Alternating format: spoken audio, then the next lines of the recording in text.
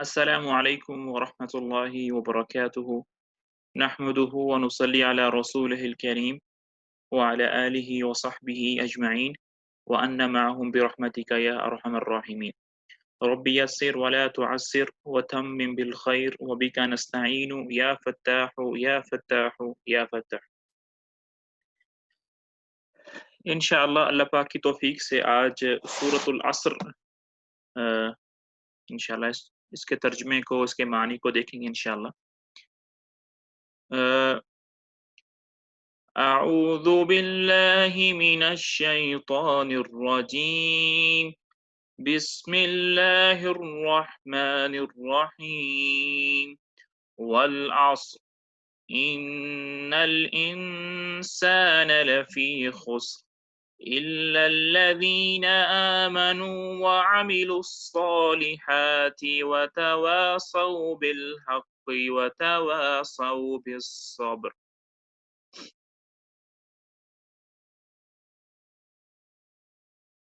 सूरतुल असर जो है इसका कुरान पाक में लिखने के एतबार से वो 103 नंबर है और नुज़ूल के एतबार से इसका 13वां नंबर है और ये मक्की सूरत है।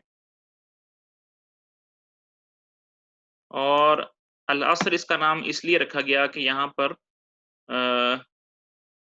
अल असर का लफ्ज़ आया है तो यहीं से सूरत का नाम अल असर रखा है। यहाँ पर दो जो अक़वाल हैं, दो बातें हैं सूरतुल असर के फ़ज़ाइल के बारे में, इसकी अहमियत के बारे में, वो मैं आपके सामने अर्ज़ कर देता हूँ। पहली जो एक रिवायत है या एक असर है सहाबा रिज़वानुल्लाहि अलैहिम अजमाइन का एक अमल ज़िक्र किया है इब्न तबरानी में। वो फरमाते हैं कि आप सल्लल्लाहु अलैहि वसल्लम के जो सहाबा थे, वो जब भी आपस में मिलते तो उस वक़्त तक जुदा नहीं होते थे जब तक सूरतुल असर की तिलावत ना कर लेते। यानी 2 सहाबा मिलते आपस में, एक सहाबी जो थे वो दूसरे को सूरतुल असर पढ़कर सुनाते, उसके बाद मुलाकात ख़त्म करते। ऐसे क्यों करते थे? वो इसलिए करते थे कि ये जो सूरत है ये जितनी छोटी है, उतनी ही जामे है, उतने ही मानी इसके अंदर हैं, इसलिए वो इसकी तिलावत करते थे। और इमाम शाफ़िई रहिमहुल्लाह अ, वो फरमाते हैं कि अगर इंसान जो है वो सिर्फ़ इसी सूरत के अंदर तदब्बुर कर ले, इसके मानी पर गौर कर ले और इस पर अमल कर ले, तो उसको बाकी कुरान पर अमल करने की ज़रूरत नहीं है, यही सूरत उसके लिए काफ़ी हो जाएगी। क्योंकि कुरान पाक का जितना भी खुलासा है वो इस सूरत के अंदर है।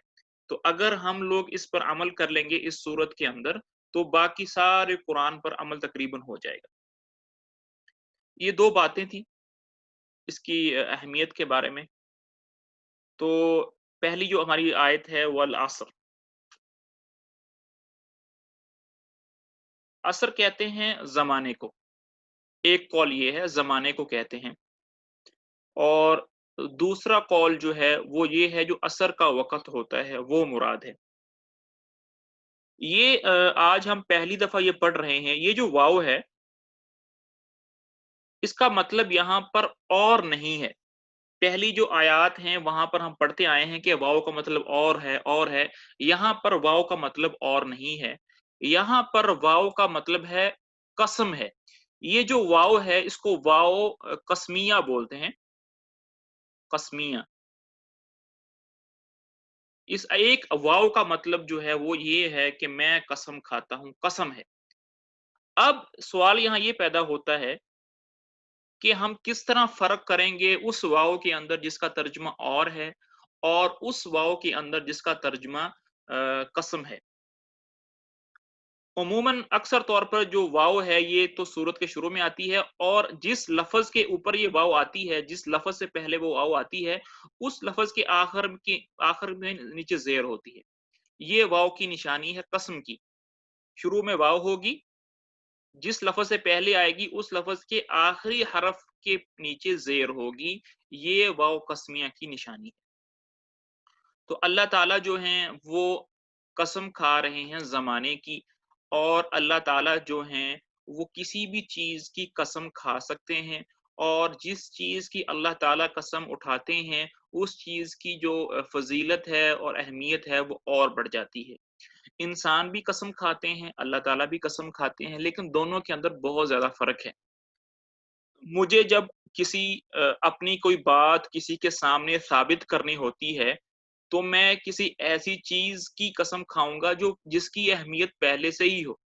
اگر میں کہوں کہ مجھے فلاں دیوار کی قسم، مجھے فلاں کھانے کی قسم، مجھے فلاں گاڑی کی قسم، تو لوگ میری بات کو وزنی نہیں سمجھیں گے، وہ کہیں گے کیا چھوٹی چھوٹی باتوں کی قسمیں کھا رہے، قسم کھانی ہے کسی بڑی چیز کی کھاؤ۔ تو ہم سہارا لیتے ہیں اپنی بات کو ثابت کرنے کے لیے کسی بڑی چیز کی قسم کھانے کا، اور اللہ تعالیٰ کسی بھی چیز کی قسم کھا لے اس کی اہمیت بڑھ جاتی ہے، اللہ کو اس کی چیز کی ضرورت نہیں ہے۔ تو ہمارے قسم کھانے میں اور اللہ تعالیٰ کے قسم اٹھانے میں یہ فرق ہے۔ تو اللہ تعالیٰ قسم اٹھاتے ہیں، قسم ہے زمانے کی۔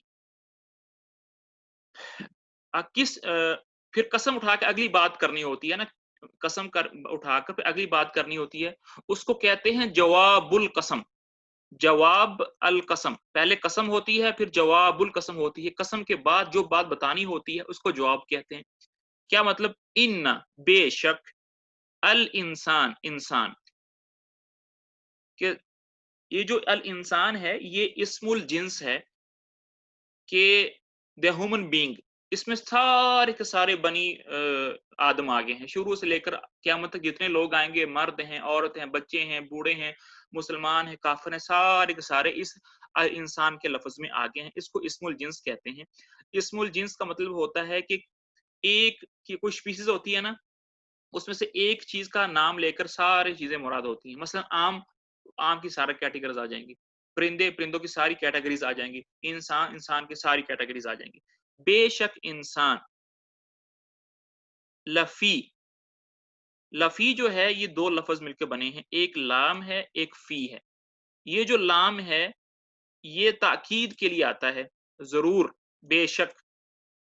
تو اس جملے کے اندر بے شک دو دفعہ آئے گا، یعنی کہ بات بہت زیادہ وزنی ہے۔ بے شک، بے شک، یقین جانو، ایک پہلا انا کی وجہ سے، دوسرا لام کی وجہ سے۔ فی، فی کا مطلب ہوتا ہے میں، خسر کا مطلب ہوتا ہے خسارہ، ہلاکت، بربادی۔ تو اس کا ترجمہ بن جائے گا ان الانسان، بے شک بنی آدم، بے شک انسان، لفی، ہے خسارے کے اندر، ہلاکت کے اندر۔ تو سارے کے سارے انسان جو ہیں وہ خسارے کے اندر ہیں؟ نہیں، کچھ لوگ ایسے ہیں جو خسارے کے اندر نہیں بھی ہیں۔ وہ کون ہیں؟ وہ آگے ہیں، الا۔ یہ جو الا ہے اس کا مطلب ہوتا ہے، یہ ایکسیپشن کے لیے آتا ہے، ایکسپٹ، مگر وہ لوگ، الذین، جو، آمنو، ایمان لے کر آئے، و، اور، عاملو، انہوں نے عمل کیے، الصالحات، نیک، صالح، و، اور، تواسو، تواسو کا مطلب ہوتا ہے ایک دوسرے کو وصیت کرنا، ایک دوسرے کو نصیحت کرنا۔ کس چیز کی؟ بالحق، حق بات کے ساتھ، حق بات کی ایک دوسرے کو وصیت کرنا۔ حق بات سے کیا مراد ہے؟ حق بات سے مراد یہ ہے کہ آپس میں ہر بلائی کی، خیر کی بات کا حکم کرنا اور ہر طرح کی برائی سے منع کرنا، یہ حق بات ہو جائے گی۔ و، اور، تواسو، آپس میں وصیت کرنا، صبر کی، آپس میں صبر کی وصیت کرنا۔ تو جو لوگ یہ چار کام کریں گے وہ اس خسارے سے نکل جائیں گے جس کا ذکر اللہ پاک نے اس آیت میں کیا ہے۔ اگر میں اور آپ خسارے سے نکلنا چاہتے ہیں تو چار کام ہمیں کرنے پڑیں گے۔ پہلا کام کیا ہوگا کہ ایمان لانا ضروری ہے، اس کے بعد نیک اعمال کرنے ضروری ہیں، اس کے بعد ایک دوسرے کو نیک بات کا حکم کرنا، برائی سے منع کرنا ضروری ہے، اور صبر کی تلقین کرنا ایک دوسرے کو ضروری ہے۔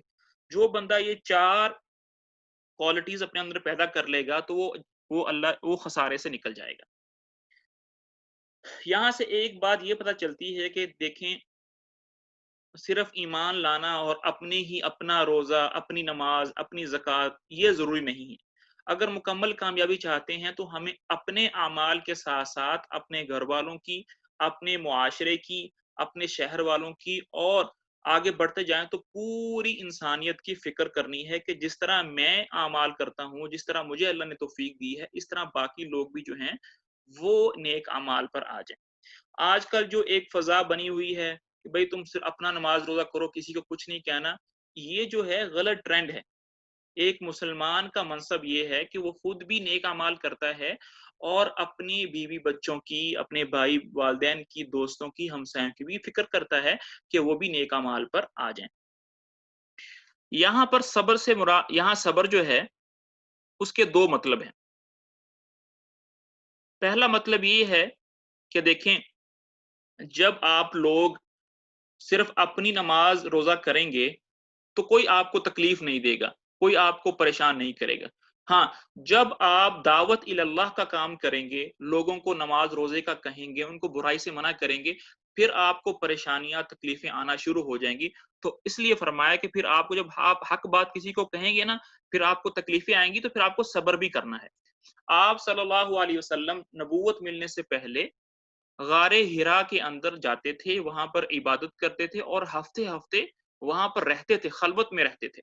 लोग आपको सादिक और अमीन के लक़ब से पुकारते थे, आपको बड़ा पसंद करते थे। जिस दिन आपने ये काम शुरू कर दिया तवास्सौ बिल हक़, हक़ बात की यानी कि न इस्लाम को फैलाने की बात शुरू कर दी, तो पहले दिन ही पत्थर जो है आपके चचा ने आपको मारा। तो जब भी हम दावत इलल्लाह का काम करेंगे तो परेशानियाँ आएँगी, तो परेशानियों से घबराना नहीं है बल्कि उस पर सब्र करना है। एक मतलब तो इसका ये है। दूसरा मतलब ये है कि यहाँ पर सब्र से मुराद है कि हमने 3 चीज़ों पर सब्र करना है। पहला सब्र हमने करना है नेक अमाल पर सब्र करना। ये थोड़ी-सी इम्पोर्टेंट बात है इसलिए गौर से सुनें। नेक अमाल पर सब्र कैसे होता है? नेक अमाल पर जमना इसको सब्र कहते हैं। सर्दियों में फजर की नमाज़ बड़ी भारी गुज़रती है। जो जब हम मुशक्कत बर्दाश्त करेंगे, सब्र करेंगे, गर्मियों के अंदर ज़ोहर की नमाज़ बड़ी मुश्किल लगती है। तो नेकियों पर जमना ये भी एक सब्र सब्र है। इसी तरह गुनाहों को छोड़ना, मासियत को छोड़ना, ये भी एक तरह का सब्र है। और तीसरा सब्र जो है, वो अल्लाह ताला की कदर पर, अल्लाह ताला की तकदीर पर कोई परेशानी आ जाए, कोई मुसीबत आ जाए अल्लाह की तरफ से, उस पर सब्र करना, ये भी इस सब्र के अंदर शामिल है। तो ये तो तफ़सीर थी इसके अंदर। तो अभी हम आगे चलते हैं और उसके मानी को देखते हैं जो तर्जुमा किया गया है नीचे।